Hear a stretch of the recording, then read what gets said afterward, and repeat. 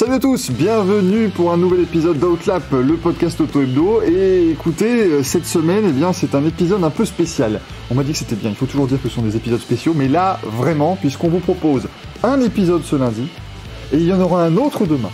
Voilà, on vous propose 2 épisodes pour le prix d'un, c'est quand même merveilleux, parce qu'aujourd'hui, on va parler évidemment du 4e titre de champion du monde de Max Verstappen qu'il a obtenu ce week-end au Grand Prix de Las Vegas. Et demain, on reviendra donc sur le titre de champion du monde de Thierry Neuville qui a remporté le WRC au rallye du Japon ce week-end également. Un week-end très chargé, évidemment. Vous pourrez retrouver tout cela dans le numéro d'Auto-Hebdo qui sortira, on rappelle, lundi 20h pour la version numérique. Et mercredi, en kiosque, la version papier, tout le monde est à pied d'œuvre évidemment pour vous sortir le meilleur numéro possible. Il y aura beaucoup de F1 et il y aura beaucoup de rallye. Voilà. Donc vraiment, on était partout ce week-end. Nous, on va d'abord revenir, vous l'aurez compris, sur Max Verstappen. À mes côtés aujourd'hui, Dorian Granger, comment ça va ? Bah écoute Michael, ça va, un podcast de champion pour un week-end de champion, j'ai envie de dire. Oh c'est beau, c'est beau, il a travaillé sa punchline tout le week-end, j'en suis certain, et ça s'entend, et ça c'est beau. Gonzalo Forbes est avec nous aussi, comment vas-tu ? Très bien, lundi de reprise on va dire, après ce week-end acharné entre moins 9h à Las Vegas, plus 8h au Japon. Ah, je ne sais plus où on en est. On n'a pas dormi. On ne savait pas si c'était samedi ou dimanche en même temps, parce que le Grand Prix en même temps c'était le samedi, mais en France c'était le dimanche. Les spéciales ça a commencé le samedi, ça se terminait le dimanche. Week-end chargé on va dire. Ouais, c'était... Tout le monde était sur le pont clairement ce week-end pour vous proposer tout cela. On salue Ottelak qui nous a donné un titre de champion du monde vers minuit 10 à peu près pour Thierry Neuville. C'était, voilà, on savait vraiment plus du tout où on en était, mais en tout cas on va commencer avec cet épisode d'aujourd'hui consacré à Max Verstappen. C'est parti. Ça y est, Max Verstappen a rejoint un club très fermé, celui des quadruples champions du monde de Formule 1, en remportant donc la couronne pour la 4e année consécutive chez Red Bull. Tiens, ça nous rappelle quelqu'un. Champion du monde donc à l'issue de ce Grand Prix de Las Vegas. J'ai senti que l'ami Max était très heureux d'avoir gagné un 4e titre. Moins heureux d'avoir à le fêter à Las Vegas où évidemment les sollicitations sont beaucoup plus importantes qu'ailleurs, mais finalement voilà, c'était... Heureux aussi parce que dans la continuité du Grand Prix, pour faire la fête, je pense qu'il était au bon endroit. Voilà, c'est vrai qu'il y a de quoi faire. Normalement, je pense qu'il se sont bien... Et vu l'état comme il était à certaines interviews en fin de soirée, je pense que... Il était bien le Max. Là, pour tout vous dire, il est 1h27 à Las Vegas quand on enregistre. Je ne pense pas que ce soit terminé encore au niveau célébration du côté de chez Red Bull, de chez Mercedes aussi, parce que c'est George Russell qui a remporté le Grand Prix. Il devait directement partir vers Los Angeles pour reprendre l'avion. Visiblement, tout le monde est resté à Las Vegas et tout le monde s'est fait un petit peu plaisir, à mon avis. C'est vrai que c'est l'un des rares Grands Prix où tu peux faire la fête toute la journée qui suit, puisque le Grand Prix le samedi soir, c'est très, très compliqué pour tout le monde. Mais donc voilà, Max Verstappen, quadruple champion du monde. Messieurs, là, la question que j'ai envie de poser, qui est peut-être un petit peu iconoclaste, qui sait, est-ce que ça a été son titre le plus difficile à obtenir ? On sait que la Red Bull n'est plus forcément la voiture dominatrice qu'elle fut ces 2 dernières saisons, mais il y a peut-être aussi 2021. Donc je pense qu'il y a une petite manière à débattre là-dessus. Dorian a envie de prendre la parole, je la lui cède tout de suite. Parce qu'en fait, c'est 2 titres différents. En 2021, c'était le plus difficile au niveau de la rivalité avec un pilote.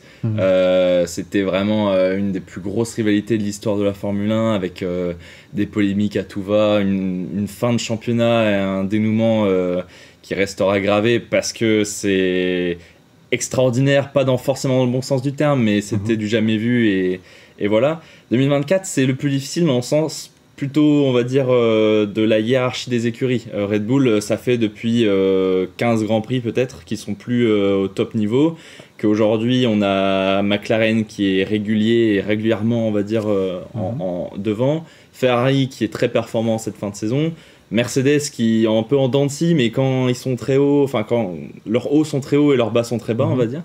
Donc Red Bull aujourd'hui est logiquement 3e voire 4e meilleure équipe du plateau. Donc gagner un titre pilote avec la 3e meilleure écurie, c'est très rare. Je pense que si on prend d'un point de vue historique, ça doit être dans les années 80 avec Keke Rosberg peut-être. Que la dernière fois que ça arrivait, il faudrait remonter très loin. Puis c'était une saison très particulière. C'était une saison très particulière, mais cette année aussi c'est une saison très particulière. On a quand même 7 multiples vainqueurs de Grand Prix cette saison, c'est du jamais vu. Donc au niveau de la rivalité, au niveau de la compétitivité du plateau, c'est peut-être effectivement le titre, son titre le plus beau et le plus difficile qu'il ait acquis parmi ces 4 championnats. Oui, moi il y a un truc que je tiens quand même à soulever, c'est que oui, sur cette deuxième partie de saison, c'était clairement pas la voiture la plus rapide, on l'a vu, parce que pour le coup il gagnait pas, une seule victoire depuis l'Espagne en juin, donc preuve que pour le coup elle marchait vraiment pas la voiture, parce que on pouvait se dire avec Pérez, est-ce qu'elle marche pas. Verstappen, en 2023 elle marchait très bien, enfin Pérez marchait pas, la voiture elle marchait très bien. Cette année pour le coup, et c'est pas du côté du pilote qu'il fallait remettre en question ou quoi que ce soit, c'est vraiment la voiture. Mais pour moi, c'est pas le plus dur dans le sens où je pense qu'il se reposait quand même sur l'incroyable avance qu'il avait créée en début de saison, avec toutes ses victoires, toutes ses poles, où il était vraiment intouchable, où la RB20 elle roulait sur tout le monde. Donc pour moi, ça reste un ton en dessous par rapport à 2021 quand même. Parce que 2021, comme elle a dit Dorian, entre les polémiques, les accrochages avec Hamilton, le fait que ça se joue à la dernière course en arrivant à égalité de points, plus intense, c'est ça, beaucoup plus d'intensité. Celui-ci, il a été plus dur dans la durée, on va dire, dans le sens où je pense pas qu'à un moment il ait eu peur, parce que je pense qu'en jouant un peu l'épicier, il arrivait quand même à sauver des points par-ci par-là, et que ça allait peut-être se jouer à Abu Dhabi où Norris, dans le meilleur des cas, serait peut-être arrivé avec 20 points, donc il aurait fallu qu'il gagne. Et que... Des circonstances très particulières, c'est sûr. Et du coup, oui, sur la deuxième partie, c'était une deuxième partie de saison où il a tout à fait géré son avance tranquillement, et la moindre opportunité qu'il a pu saisir, il l'a saisi à fond. Quand il a pu gagner, il a gagné. La seule fois où il a pu d'ailleurs gagner, je pense. Clairement. Alors qu'il n'était pas forcément en mesure de gagner d'ailleurs au Brésil. Mais oui, pour moi, c'est... Allez, on va dire le deuxième le plus difficile. Après, c'est la première fois parmi ces 4 titres où il doit gérer le championnat. C'est vrai. Parce que même en 2021, au-delà du fait... Enfin, il n'avait pas vraiment à gérer parce qu'il n'avait pas vraiment une énorme avance sur Hamilton. Il n'y avait pas de marge d'erreur. Puis ça se battait course après course, donc il se concentrait d'abord sur la course. Il avait rien gagné, l'autre le week-end suivant. 2022-2023, ça a rapidement été expédié, on va dire. Et là, cette année, c'est la première fois où il n'a pas l'outil pour prendre de l'avance, mais il doit gérer course par course. Et c'est là où on voit que Verstappen a vraiment gagné en maturité. C'est que si on enlève le Mexique, où c'était peut-être vraiment au-delà de la limite, à chaque fois... Mais est-ce que c'est peut-être pas ça qui l'a aussi aidé, dans le sens où... Dans le combat mental, dans le combat mental face à Norris, qui jouait pour la première fois le titre, oui, ça a sûrement été déterminant. Et... peut-être que c'était un mal pour un bien, finalement, d'être très agressif, de montrer à Norris, c'est moi le patron, c'est moi le champion, je suis en tête du championnat, et moi j'aurais pas peur de jouer des coudes. Si on se sort tous les deux, moi je m'en fous. Voilà, c'est ça. Et dans un sens, on aura beau le décrire sur ce Grand Prix-là, mais finalement, Norris, quand on voit le week-end qu'il a fait, la McLaren était loin d'être excellente ce week-end, hein, mais il a été transparent ce week-end. Donc peut-être que aussi, mentalement, c'est vrai, voilà, et au Brésil, Norris il commet des erreurs qui sont pas dignes d'un champion du monde, donc mentalement peut-être que ça s'est joué aussi là-dessus. Après, est-ce que pour 2025, est-ce que ça sera la même chose dans le sens où Verstappen et Red Bull, du coup, ils semblent partir avec un peu de retard, parce que ça sera une évolution des voitures, sachant qu'il y a 2026 qui arrive. Donc il faudra voir en 2025 où on se rend les deux. Peut-être que du coup Norris pourra peut-être profiter de l'avance qu'a McLaren actuellement sur Red Bull pour bien commencer, et ça sera peut-être lui le chassé l'année prochaine. Exactement, et la stat, c'est vrai, qui est assez parlante, je trouve. C'est... Tout le monde pointe évidemment Miami comme étant le moment où voilà, ça a commencé à tourner. Alors, ça a tourné plutôt les courses qu'on suivit quand même, parce qu'après la victoire de Norris à Miami, Verstappen en a enchaîné quelques-unes, il a gagné toutes les courses à Monaco, jusqu'en Espagne. À Miami, Norris il gagne notamment grâce à une erreur de safety car aussi. Il avait le rythme pour gagner, je pense qu'à la régulière il aurait gagné, mais faut attaquer Verstappen. On l'a vu cette saison, nombreuses fois, Norris il a eu du mal face à Verstappen. Et là, si je regarde après l'Espagne, donc, qui est la dernière victoire de Verstappen avant le Brésil, il a 69 points d'avance sur Norris. Et aujourd'hui, et c'est là où on voit quand même la gestion, 12 Grands Prix plus tard, il en a 63 d'avance. Ouais. Donc techniquement, il n'a perdu, sur tous ces Grands Prix là où la McLaren était supérieure, il n'a perdu que 6 points. En gagnant qu'une seule fois. Norris en gagne 2.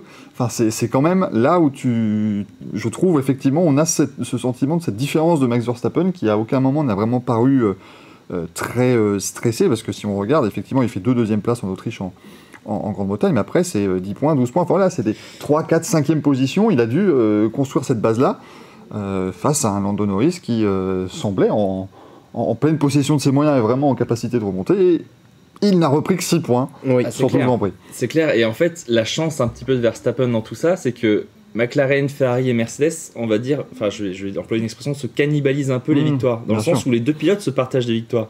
Donc il n'y en a ni l'un ni l'autre qui va aller inscrire tous les points, alors que Verstappen, quand la Red Bull est devant, c'est lui qui va gagner, Perez il est nulle part. Il est 12ème Perez quand la Red Bull est devant. Oui, voilà, mais je veux dire, quand McLaren est fort, ça peut être soit Piastri, soit Norris qui peut gagner. On l'a vu depuis la mi-saison, Piastri en gagne 2 et Norris on a gagné 3 cette saison.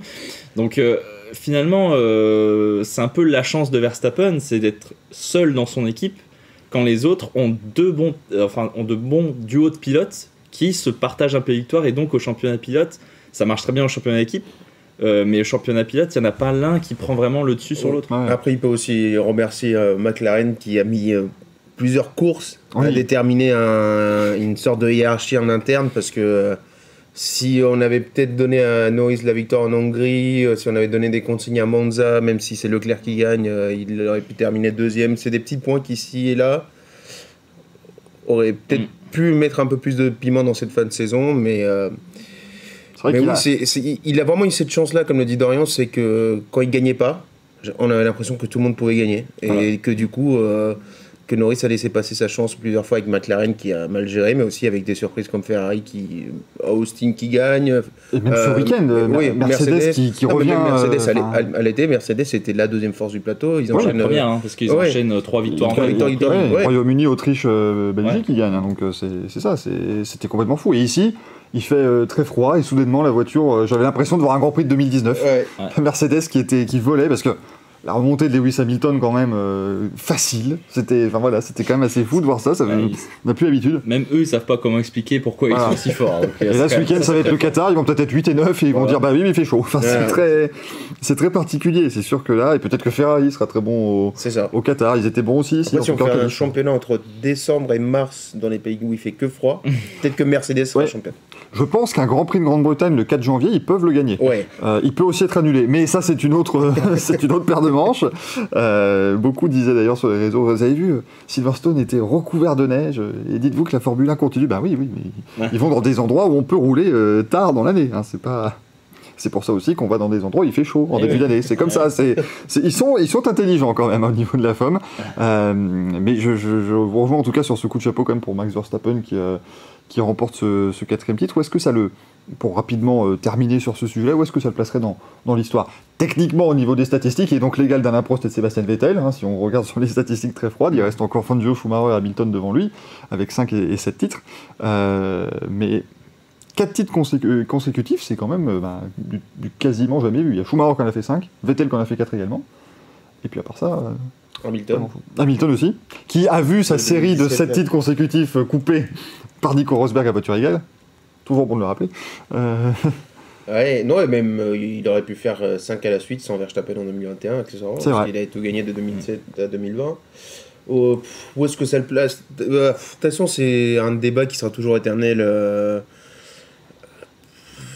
Est-ce que les 4 titres de Verstappen avec Red Bull valent la même chose que ceux de Vettel avec Red Bull à l'époque? Est-ce que c'est la même valeur que les 4 de Hamilton de 2017 à 2020 ou la domination de Schumacher avec Ferrari au début des années 2000? À l'heure actuelle, je pense que Verstappen est déjà je me mouille peut-être dans le top 5 forcément des meilleurs pilotes de l'histoire, que ce soit en stats, en talent, rien qu'au nombre de victoires, oui. Rien qu'au nombre non, mais statistiquement parlant, il est déjà il est 3e. Il est largement, largement dans les meilleurs, ça c'est sûr. Donc, où est-ce que ça le place? De toute façon, au final, le classement historique est propre à chacun. C'est parce qu'on estime qu'il y en a même... moi, j'ai ce côté-là alonziste depuis tout petit. Et pour moi, Alonso fait partie des meilleurs de l'histoire, qu'on le veuille ou pas, même s'il a que 2 titres. Donc pour moi, c'est propre à chacun. Je sais pas ce que t'en penses toi, Dorian, mais c'est un peu un débat éternel pour moi. En fait, ce qui est difficile avec Verstappen, c'est qu'il est très jeune. En fait, en général, quand on classe les pilotes, c'est qu'ils sont à 35-40 ans. Soit ils ont fini leur carrière, soit ils sont en fin de carrière. Hamilton, on peut classer. Verstappen, on peut se dire, il peut faire encore 10 ans de Formule 1. Il les fera pas. Il les fera pas parce qu'il a pas envie. Il a pas envie. Mais aujourd'hui, Verstappen, il pourrait aller chercher 10 titres de champion du monde, très franchement. Mais parce qu'il a le niveau, il a le talent pour ça. Donc c'est compliqué de le classer aujourd'hui. Le seul vraiment comparatif qu'on peut faire, c'est avec celui de Vettel, parce que vraiment les 4 titres de Vettel, parce que c'est à peu près la même situation, voilà, même équipe et tout. Oui, mais on sera d'accord, mon cher Dorian, tous les trois, pour dire que les 4 titres de Vettel valent plus, puisqu'on a quand même eu 2 face à Fernando Alonso. Donc forcément... Non, mais là, après, Verstappen, il y a quand même 2021 qui... C'est très faut le faire. Battre Hamilton, faut le faire. Là, faut vraiment. Le faire pour un pilote aussi jeune, voilà. Surtout sur une année de transition où Red Bull aurait très bien pu dire on développe pas forcément la voiture, on attend 2022. Donc après c'est subjectif de dire quel titre est plus impressionnant, quel titre est plus beau que l'autre. C'est ce qu'on a fait tout à l'heure par rapport à 2021-2024, mais là, c'est avec le même pilote, donc c'est voilà, Verstappen, je n'aurais pas de honte à le mettre dans le top 5 des meilleurs pilotes de l'histoire, effectivement. Après, c'est au goût de chacun. Il y en a qui vont être nostalgiques des années 90, qui vont forcément mettre Senna, Prost largement devant. Donc il y a Schumacher, Hamilton. Donc déjà le top 4-5 est déjà bien rempli. Je pense qu'on ne pourra jamais se prononcer avant la fin de sa carrière, de toute façon, pour Max Verstappen. Oui, puis une carrière globale aussi. Est-ce qu'il va partir après vers d'autres horizons? Techniquement, il lui reste assez d'années de contrat pour être recordman de titres. Il lui reste 4 années de contrat, il peut aller chercher 8 titres. Bon, il faut qu'il puisse chercher les 4. Mais encore faut-il, mais oui. Mais on le voit mal d'après tout ce qu'il dit depuis pas mal de temps quand même. Ça fait quelques années qu'il dit qu'il est usé par le calendrier, etc.